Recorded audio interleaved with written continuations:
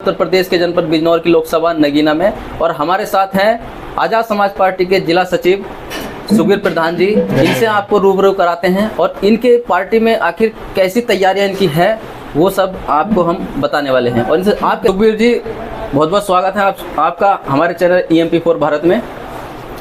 बहुत बहुत धन्यवाद पत्रकार महोदय। तो प्रधान जी एक बात बताइए, यहाँ पर आजाद समाज पार्टी का माहौल कैसा है? माहौल बहुत बढ़िया है और आम जनता का माहौल है।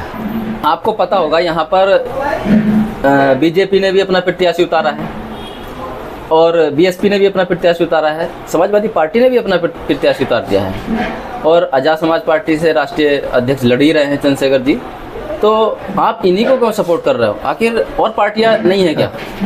देखिए पत्रकार महोदय, यहाँ की जो लोकसभा और लोकसभा के लोग हैं जी, बीजेपी के प्रत्याशी हो, मैं और पार्टियों की बात नहीं करूँगा, क्योंकि इसमें पार्टियां हैं तो चुनाव तो लड़ेगी, संभव है। लेकिन ये भी तय है कि उन प्रत्याशियों को जो पहचान मिली वो पहचान मिली तब जब उन पार्टियों से टिकट उनके कंफर्म हो गए। चंद्रशेखर आजाद आजाद समाज पार्टी के राष्ट्रीय अध्यक्ष हैं। वो अपनी खुद की पहचान है और उनकी पहचान है इस देश के अंदर संघर्ष से वो जाने जाते हैं।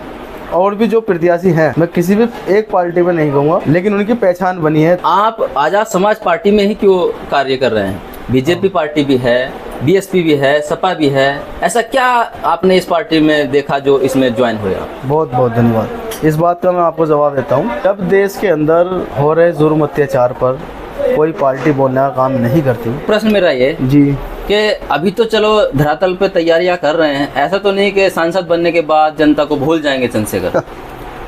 ये तो लोगों को लगता है कि चंद्रशेखर आजाद जो है वो एक नेता नहीं है, वो मेरे बड़े भाई है। मेरे आपका करीबी रिश्ता है यानी उनसे? करीबी ये कह लो कि मेरा ही नहीं, हर आम व्यक्ति का और हर वर्ग का उनसे करीबी रिश्ता है। वो उनके परिवार का एक हिस्सा है। अब आम विजय पत्रकार महोदय बताइए, क्या कोई अपने परिवार से बच्चा लोग होगा? बिल्कुल, वो बात आपकी सही है। पर शेखर जी जो जिस परिवार से आते हैं, जिस बिरादरी से आते हैं, जिस समाज से आते हैं, उस समाज के और भी तो प्रत्याशी खड़े। मैंने आपको बताया ना शुरू में, संघर्ष वो भी करते तो वो भी पहुंचते, लेकिन संघर्ष हर एक किसी के बस की बात नहीं है ना करना। लाठी खाना हर एक किसी के बस की बात नहीं है। 2-2 साल 18-18 महीने लगातार जेल काटना ये भी हर एक किसी के बस की बात नहीं है। अपना प्रत्याशी उतारा है एडवोकेट सुरेंद्र पाल जी, उसका उनका माहौल कैसा है आपके क्षेत्र में? यहाँ कुछ नहीं उनका कुछ। और सपा से जो प्रत्याशी उतारे गए हैं मनोज कुमार जी, जो सुनने में आ रहा है वो कोई जज हैं, अधिकारी बनते लोगों का काम करते तो ज़्यादा बेहतर था, लेकिन एक लीडरशिप में आना वो अच्छी कुर्सी थी उनके लिए, क्योंकि वो उसी तरह के हैं और अधिकारी लाइन पे काम करते हैं तो वो उसमें शूट करते हैं। यानी आपका कहने का मतलब ये है कि वो अगर उसी कुर्सी पर रहते हैं, वहाँ कार्य करते तो सेवा कर सकते थे आम जनता की? बिल्कुल बिल्कुल, वहाँ पर भी वो सेवा का ही मौका है। अच्छा, बीजेपी सरकार ने एक प्रत्याशी उतारा है जो जिला बिजनौर में अच्छा उनका नाम है, ओम कुमार जी, जो पिछले लगभग मुझे आइडिया है कि 2 या 3 बार वो समथिंग रहे होंगे, विधायक रहे होंगे। राजतंत्र की बात तो आप जानते ही हो ना? जी जी बिल्कुल बिल्कुल। जब इस देश के अंदर राजतंत्र होया करता था जी, राजा का बेटा राजा बनेगा जी, फिर फिर उसके बाद जो है किसी गरीब को अफसर नहीं मिलेगा, तो ठीक उसी प्रत्याशी का भी यही काम है। पहले विधायक रहे, फिर उसके बाद विधायक रहे। मैं कहता कि अगर किसी और गरीब वर्ग को या किसी और को अगर ये अफसर मिलता तो उसके बारे में सोचा जाता, लेकिन आज तो लोकतंत्र है ना, और लोकतंत्र के अंदर ही एक आदमी को अफसर देना ये भी कहीं ना कहीं गलत है। वैसे 2 बार वो बीजेपी से 2 बार बीजेपी से बन चुके हैं जी जी, और एक बार BSP से बने हैं शायद, है?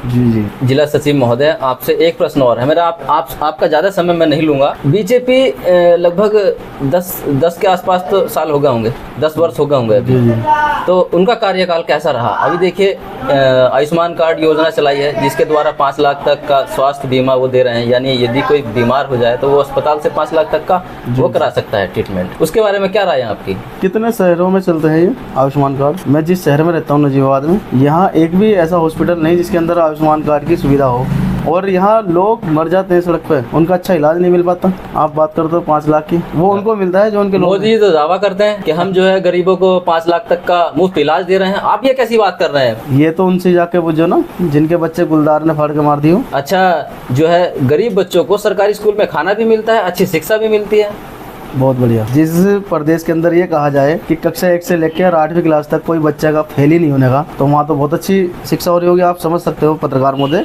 कि आप अनुमान लगाओ जिस बच्चे को बिना पढ़े ही पास करा जा रहा हो तो उसके अंदर कितनी अच्छी शिक्षा मिल रही होगी स्कूलों में।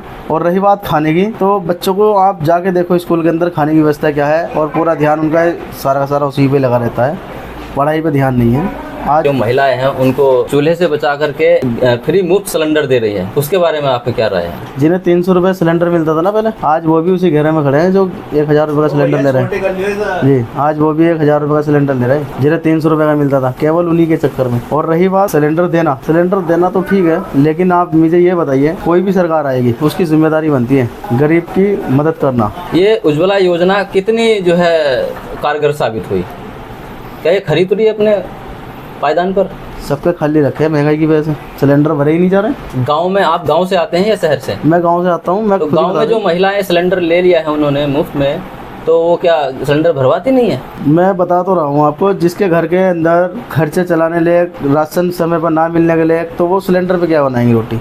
1000 का सिलेंडर हो गया ना। हाँ, 1000 का सिलेंडर हो चुका है। तो फिर इतनी महंगाई जब हो गई हो इस उत्तर प्रदेश पूरे देश के अंदर, तो कौन सिलेंडर पे खाएगा? बीजेपी सरकार ये भी दावा करती है कि हम मुफ्त 5 किलो राशन भी दे रहे हैं प्रति व्यक्ति, सभी आप परिवार। मुझे एक बात बताइए, हर गरीब के ऊपर GST लगा दी गई है। एक आदमी का घर का खर्च 10,000 रुपये है, और 18% के हिसाब से वो जब 10,000 खर्च करता है तो 1800 रुपये सरकार पे जाते हैं। पत्रकार महोदय आप हिसाब जोड़ना, 150 रुपये का सरकार राशन देती है, उसे इतने बड़े बड़े अखबारों में छपवाती है कि हम 150 रुपये का राशन मुफ्त दे रहे हैं, लेकिन 1850 रुपये उस गरीब परिवार के जो है GST के माध्यम से सरकार पे जाते हैं। तो क्या ऐसा नहीं करती सरकार? यानी ये चीज़ों जिस देश के अंदर जो बच्चा पैदा होता है उसके ऊपर भी GST लगा दी इन्होंने, क्योंकि जब वो दूध पीता है ना, तो वो जो पैकेट आता है 300 रुपये का, तो उस पर भी 54 रुपये की GST जाती है। सोचो कि एक दिन का बच्चा कमा के नहीं देता, जब वो बड़ा होगा तब वो कमा के देगा, लेकिन जब वो बड़ा होगा 18-19 साल तक, जब तक वो अपने घर से देता रहेगा।